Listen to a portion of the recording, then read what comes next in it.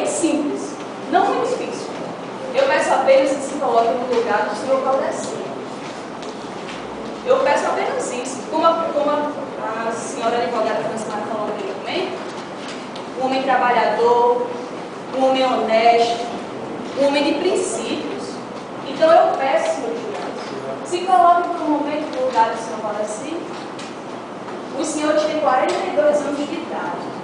E durante esses 42 anos, tiveram que lidar com uma vida sofrida, na roça, sem muitas oportunidades de vida. Os senhores não puderam estudar, apenas se dedicaram à agricultura, para prover o sustento da família. Família esta composta por mais duas pessoas. O seu irmão, Antônio Genuíno da Silva, de 33 anos de idade, e a sua mãe, Dona Maria Quitéria da Conceição. E os três juntos constituíam um lar.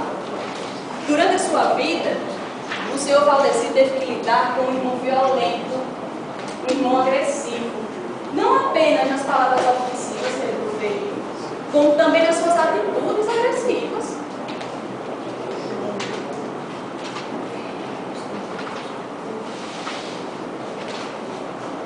Além disso, ele já foi preso por roubar, por agredir, além de causar baderna nas redondezas de São José da Tapara.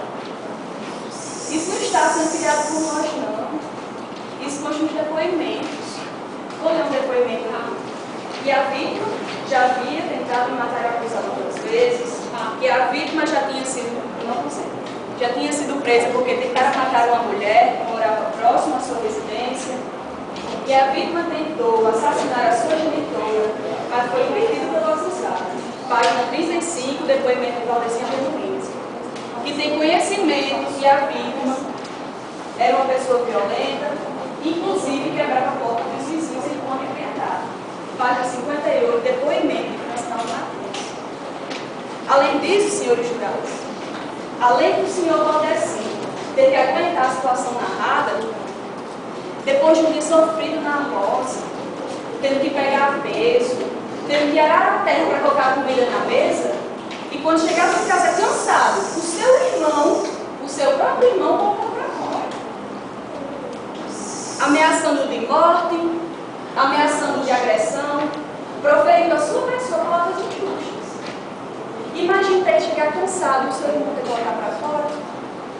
Imagine ter que dormir ao relento, dormir no meio de estradas, no meio do mato, enrolado em sacos plásticos por causa do frio, correndo o risco de perder a própria vida. Eu não tenho que perder a dignidade, senhor juiz, porque a dignidade, o senhor Antônio já tratou de usurpar faz tempo. E por mais absurdo que seja estes fatos, não somos nós a defesa que estamos criando, não é o senhor Valdeci que está criando, não. Hoje nos autos, nos depoimentos, nos testemunhos. E algumas vezes encontrou o acusado dormindo à beira da estrada, enrolado em sacos plásticos, temendo uma violência da vítima ao retornar para casa. E a vítima não era doente mental, apenas se fazia passar por doido. E tem conhecimento que a vítima cometia pequenos furtos. Página 58, depoimento de Francisco Matheus. E ainda mais, excelências, quando uma pessoa nos fere a dignidade, a honra, nos machuca psicológica e fisicamente, ainda assim nós conseguimos suportar a dor. Mas imagine se isso acontece com sua mãe, uma pessoa que pode, senhor de Brasil, mais ama, aquela pessoa que nos deu de mamar, nos criou no seu ventre, nos carregou no seu ventre durante 9 meses, nos educou, chorou por nossas perdas, vibrou nas nossas vitórias. Aquela pessoa que deixou de lado os seus sonhos para que os nossos fossem capazes de ser realizados. Agora imaginem essa pessoa que tanto amamos ter que ser agredida verbalmente, fisicamente, ao ponto de sangrar a testa. E o pior de tudo, imagine essa pessoa que mais amamos ser abusada sexualmente pelo seu próprio filho. Imagine o seu irmão, senhora jurada, agredindo e abusando sexualmente da sua mãe. Imagine. Não é fácil, é lamentável. Imagine ter que chegar em casa um dia. Certo dia você chegou em casa, senhor jurado, e se deparou com sua mãe toda suja de terra, nervosa, acuada, porque o seu irmão a encurralou violentamente para que pudesse satisfazer os seus desejos. Isto é um absurdo, senhor. E a vítima era uma pessoa muito violenta dentro de casa e muitas vezes tentou agredir a genitora. E uma das vezes a vítima empunhou uma roçadeira, senhor, para agredir a sua mãe e chegou a fazer sangue na testa dela. Mas foi impedido de prosseguir na agressão pelo acusado. E às vezes que a vítima tentava agredir sua genitora era quando pretendia ter relações sexuais. E não era aceito por ela. E a sua genitora... No artigo 447, inciso 12. Onde está nos autos aí provas de que o senhor Antônio mantinha ou tentou manter relação sexual com sua mãe? Provas cabais, provas concretas, a não ser depoimentos de ouvir dizer, deturpados de alguns testemunhas. Acredito que o senhor saiba. Não há nenhuma prova material nos autos. Laudos, boletins de ocorrência contra a vítima, nada. Isso é vitimologia. A senhora está tentando encher o corpo de jurado de sentimentalismo barato. Bem que a senhora falou que queria fazer o jurado chorar, hein? Até agora eu não vi. Não é Semana não. passada, o júri irá chorar. Prova, senhora, eu falei isso. A senhora gravou? Porque isso aí é no mínimo de informação. Senhora advogada, vocês vão provar? Eu posso provar porque prova testemunha é prova e todo mundo sabe disso. Mas não pode ser Prova usada testemunhal é isoladamente. prova. O nome já diz. Testemunha do Ministério Público. O nome já diz, é prova testemunhal. Pode ser usada Aí isolada. cabe a nós acreditar ou não. Por que não falou quando estava na faculdade, delegado? Ele só falou depois que você Como é que você esquece dessa A senhora está admitindo, né? A parte que você hoje. Obrigada. Vamos continuar a ler o depoimento do senhor Valdemar. Que às vezes que a vítima tentava agredir sua genitora, era quando pretendia ter relações sexuais, não era aceito por ela. E a sua genitora é uma pessoa de idade, de 80 e poucos anos de idade, que era interrogada de fazer toda a documentação.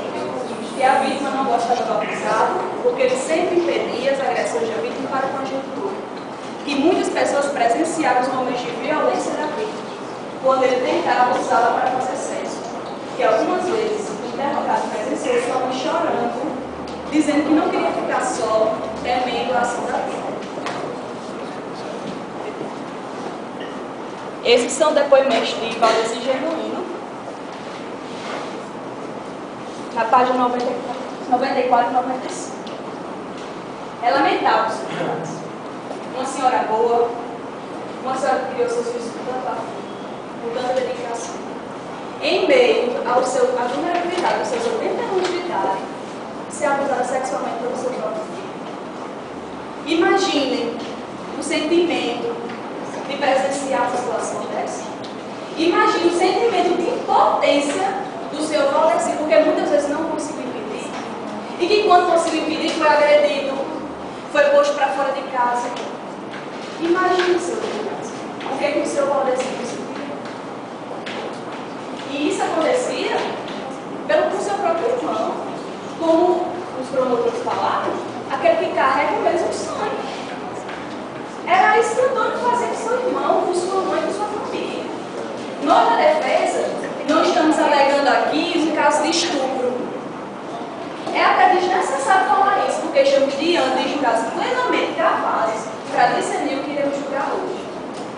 Agora, senhores jurados, também é necessário informarmos a situação de instabilidade que Antônio provocou a esse lado. Antônio desconstituiu a instituição família. Desconstituiu. Instituição essa que está defendida constitucionalmente. Está lá no artigo 226. A família, base da sociedade, tem especial proteção do Estado. E é hoje de fato. A gente precisa analisar isso. A morte do senhor Antônio Genuíno da Silva foi um desfecho trágico história cheia de sequelas que ele criou. Foi o senhor Antônio que criou essa história. Isto posto, senhor juiz, seria no mínimo injusto colocar este homem na prisão. Um homem bom, um homem trabalhador, um homem honesto, com apenas 42 anos de idade, acabar com sua vida. É injusto jogá-lo na prisão, senhor juiz. A sua única motivação nessa situação toda era de defender a sua vida. Diante disso, senhor juiz, nós da defesa, nós pedimos pela absolvição do senhor Valdeci de Francisco, pela prerrogativa do juiz.